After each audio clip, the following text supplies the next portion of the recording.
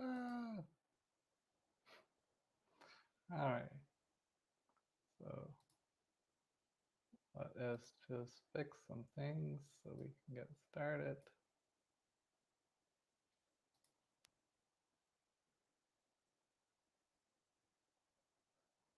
Good point. Well,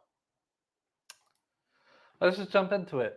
Another coffee and dev, you know, live stream with our coffee here, and we're going to cover today, which is salary negotiations, because I thought this was a good add-on to the last one, which was about interviews for co-ops. And obviously, if you are interviewing as a co-op, the next phase, assuming you pass your interviews, is an offer, which is going to turn into negotiations. So let's talk about how it actually starts earlier than you think. The negotiation phase starts even before the negotiation phase. It starts when you first are kind of applying for the job, and recruitment's going to ask you basically, um, how much you want and things like this. And even before that phase, you as an individual need to do your market research. You need to be looking around on Glassdoor, Levels FYI, wherever. LinkedIn has a salary insight thing as well, if you didn't know. And you need to have an idea of what the range for your position should be. Um, and it gets a little bit more difficult, obviously, as more companies are remote. You need to not only look at maybe your individual position, like physical location, you need to look at maybe where that company is located as well. Imagine if you're looking for salaries and you're in a rural area and you're thinking, oh, I can only make X, and you're applying for a company that typically is hiring out of San Francisco. Their comp is going to be much more higher. So you don't want to discount yourself. You need to have an idea of what your salary commands in your local area, in your state or province area, as well as your country kind of thing. I mean, most companies, if it's like a US company hiring in Canada, they're going to have different bands for all employees, probably typically in Canada, hire underneath that. But you don't want to, leave money on the table by thinking, oh, I can only make X because I live in Y city and they pay devs this amount. When in reality, that company might actually go, actually, we hire on the average of the Canadian bands, which could be higher. Um, so it starts there. Also, I will say that there you want a sense of urgency. Even if there isn't a sense of urgency, I typically recommend people, like, you get asked, are you interviewing elsewhere? The answer is always yes. It's terrible to say, but you don't want to be in the spot of, no, this is the only place I'm interviewing at, because you flip the tables, in the sense of, if they come with an offer, all of a sudden they know, like, you're not looking around, we don't have to worry about counter, we can take our time on negotiation, we can go back and forth. So you do always want to have some sense of urgency. Also, you probably should be looking elsewhere during other interviews as well. So, it is truthful. Um, so once you get to this phase, this might be earlier on, still during the recruitment, and it might be during negotiation. Typically, actually, I'd say it's during recruitment, is you need to be making sure that you're talking about the same thing. So when you get asked, what number are you looking for, assuming that you're going to even give a number, you need to ask them, hey, can you walk me through your comp structure? Is it equity based? Is there bonuses?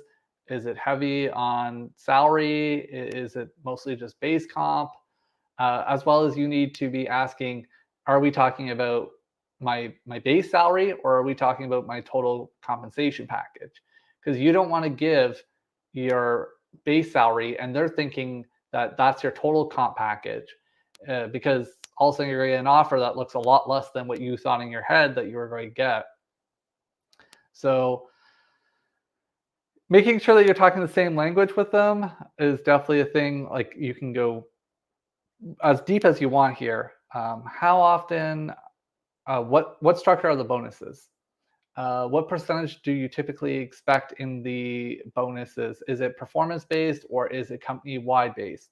On evals, is it what does someone who's meeting expectation typically get? Is it 1%? Is it 5%? Because this is going to come into factor when you're thinking about your comp package as a whole. You might be thinking, a lot of times people just zoom into that very moment, just think about the offer. But you need to think about, well, what's next year look like? If they're telling you we don't do formal evals and bonuses are based on company results, well, then you need to factor that into what you could be making and things like that. So brings up one of the topic that everyone has different opinions on, which is to tell or to not tell. Do you reveal how much you want or do you not reveal how much you want?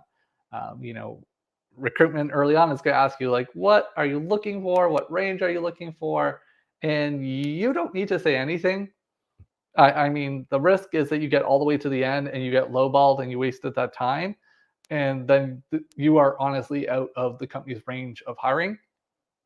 So I'm typically pretty open with it. I feel very comfortable doing like the research that I have done to get an idea of like what is acceptable and what should I be asking for, what's going to be just crazy for the company and whatnot.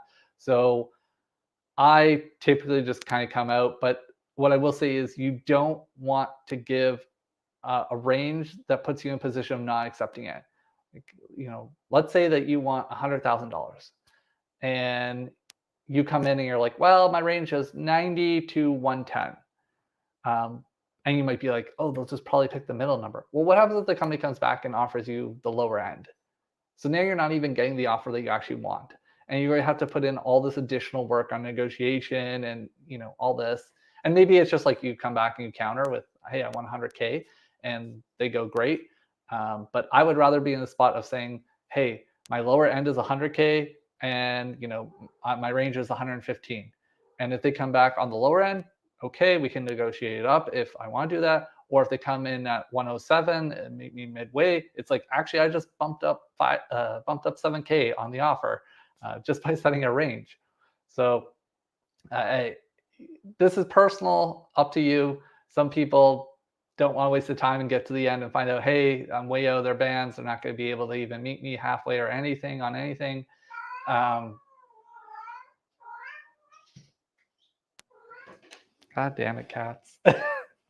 Let's go.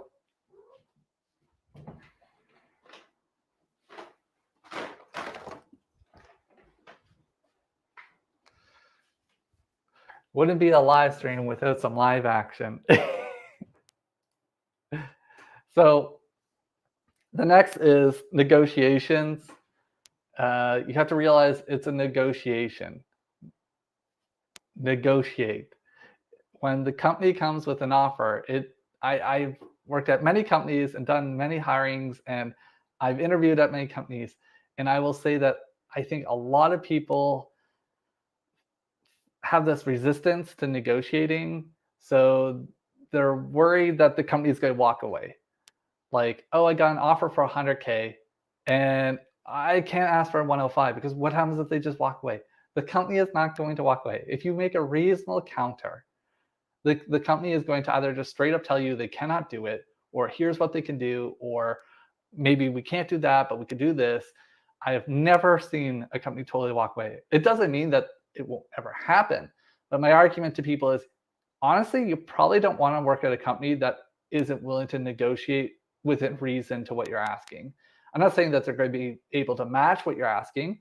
I'm saying, like, if you're asking for, they're like 100K and you're like 102, and they're just straight up like, okay, we revoke our offer, too bad, like, you can't work here.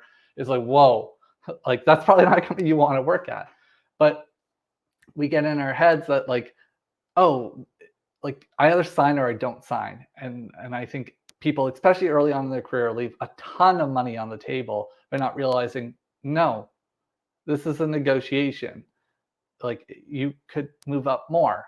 So this will probably be the bulk of the talk here, which is probably what people are most curious about is like, how do I get more? How do I ask for more? And my tactic on this, I mean, obviously you start earlier. You have your ranges, so you have leeway and there's expectations set and whatnot. But it's also risk versus reward. Uh, Pretty much every dev who comes and asks me, "This is the offer I got. Should I accept?" I tell them almost without reading the offer, "No, you should ask for 5% more," which is crazy to hear, but it's like risk versus reward. It is understanding the effort that the company has to have put into to get to that spot. They have a position that they need to fill, or they have a desire to fill, and they spent all this time getting there. Now, for you to ask for 5% more, and if it's 100,000, it's 5,000. 200, it's 10,000, three, et cetera, and all that time and effort and recruitment efforts and hiring manager and the teams, and now they're just going to throw it away for like $5,000. Probably not going to happen.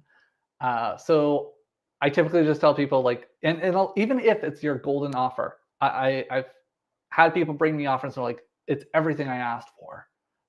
I should just accept. I'm like, no, just ask for more. Say that you've reevaluated the market and you've been looking around a little bit more and you feel that the offer is more competitive with a 5% bump. And like I said, I never had a company straight up walk away and rescind the offer. I've never had it as a hiring manager. I've never had it as an interviewer. And the reality is we convince ourselves like they're great walk. The reality is they're most likely just tell us, sorry, you're outside the bands. We cannot do that. So how do we get more money, right? Like that's what we're here for. Even if the company says, no, we can't do 5% more. And that's your worst case in this scenario, right? Typically, the company's going to probably come back with a counter of like, we can do 3% more. Or if you ask for 10%, they're going to say, we could do like 4% or 7%. But let's say like they're really going to be hardball. Like, sorry, you're at the max of the band of the position. Okay, so I hear what you're saying on the salary. So could we move my total comp package around at all? And it depends on how big the company is and things like this, because sometimes the company will have a budget and budgets will come out of different departments. So let's say engineering has a budget for that position, and we'll just say it's a $100,000 position, and you're asking for 105,000. Well, that 100,000 is all engineering has. But we move outside of engineering, and recruitment or human resources might have their own budget to close recruits. So you could say, okay, how about more vacation time? Sorry, we have standardization on that based off of seniority and years you've been here. Okay, how about more stock compensation? And that might go back and forth, and they might say like, hey, well, that's gonna be a hard sell. I need like the CFO to sign off. And honestly, it's a negotiation. It's just how hard do you want the money? So you just go, okay, I hope to hear back. I hope you have that conversation with the individual who can make that decision. Let me know what they say. Because you have to realize, like, just like at buying a car, they have incentive to, close that offer that they originally made. So they're going to say the same things as you saying that you're interviewing around everywhere. They're going to say, I don't have the authority to make that. I'm going to have to run that by like 3 people. And there's probably going to be no, okay, run it by the 3 people. Let me know. I mean, I should have had a slide to say like the best negotiation tactic is to be able to walk away from the table and have another offer. So that is something else you could do. You could counter offer if you have another offer. Hey, company X is going to offer this. Can you match it? Can you not match it? Typically, I don't like doing that because it puts a sour taste in the other company because you're coming to the table with a counter and they're basically going to probably be like, well, if you're not super thrilled to work at the company and it's only about comp, like, probably better to let the person go somewhere else. But it all depends, like, on the circumstance. Okay, so they're not going to move stock comp. They're not going to move salary. Can't move vacation days because it's structured. Then if you're moving relocation package, hey, I'm moving from city A to city B, could you pick up my expenses of $3,000? It's a one-time cost. and no, sorry, it's remote or we're COVID, so we're not doing a relocation package. And then you just counter with like, well, can you do a one-time signing bonus to make up the difference? And you just have to mentally realize that the signing bonus is going to be one time. It is not yearly. Your bonuses and eval bumps aren't going to be on that signing bonus. So it's strictly just a one-time cash thing. So you probably want a substantial, like if you want it 105, like 105,000, and you're going to just ask for the 5,000 signing bonus, you've actually lost money. Next year, you've lost $5,000 if you got it as salary. So you just need to factor that in and go like, okay, if I'm taking a signing bonus, I don't really want to ask for like a $5,000 signing bonus. I probably want to ask for like an $8,000 signing bonus because like just a inflation bump is going to cost you money because it's not your salary increases are on your base salary and the signing bonus is not included. So just keep that in mind. And honestly, that's it. I will say that it comes down to just how hard that you want to be in negotiations and, just standing your ground. And ultimately, if you have a way of walking away, then you're in the best position. And you just have to realize that the company has spent this much time and effort getting this far with you, that they're not just going to close up shop and rescind the offer. I mean, if you ask for something outrageous, you counter like 200%, then obviously there was a disconnect earlier on. It shouldn't be that. We should be talking about like at most 20% difference, and that's only if they came in on your lower bound versus your higher bound. They came in at 100K, your ranges were 100K to 120K, and they came right on your bottom. But if you then try and counter with like, no, actually, I want 150K, it's not going to happen with a significant push on something else. Like, hey, I just finished school, or I just got my degree as we were interviewing, or I have a counter offer, and even then they might just go, I'm sorry, but that's honestly just outside of the initial expectations. And typically, this is, like I said, why I give expectations up front and I don't wait to get to the end during negotiation to talk about the money, because you might have spent all this time to find out that you're just way overpriced for the company and they just simply don't have the money for that position. So keep it in mind. I hope this helps you. I hope this makes you more money, honestly. So with that said, drink more coffee, continue learning, continue growing. And until next time, see you on Monday.